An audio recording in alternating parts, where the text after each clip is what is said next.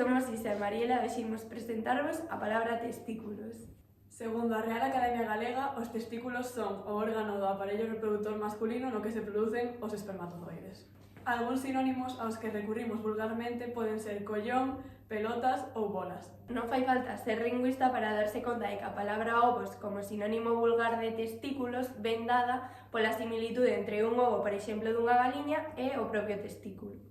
Sen embargo, debemos ir máis aló. Se consultamos un dicionario, podemos comprobar que a palabra ovo ven do latín ovum, e se consultamos outro dicionario en latín, podemos ver que esa O de ovum é unha O longa. Non nos é posible entrar xa, por razóns obvias, nunha cuestión que xurdiu case por casualidade.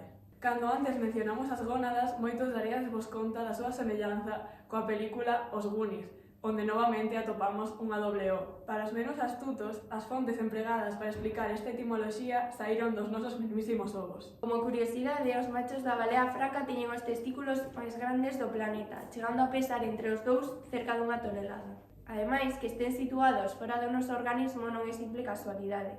Están aí para poder manter a temperatura adecuada para os seus espermatozoides. Ademais, que estén colgando xuntos no sacro escrotal non é un capricho da natureza. No seu interior encontranse as células de Leydig, que producen a testosterona, e as células de Sertoli, que son as encargadas de proporcionarlle os nutrientes necesarios aos espermatozoides. Na antigüidade, castrábase os nenos antes da súa puberdade para conservar a súa voz de soprano ou de contralto. Chamábanse castrati. O exemplo máis famoso é Farinelli. Os testículos son dous órganos aos que se lle fai referencia constantemente en conversas entre españois. Podemos recurrir a expresións como a cousa ten collóns ou non hai ovos para.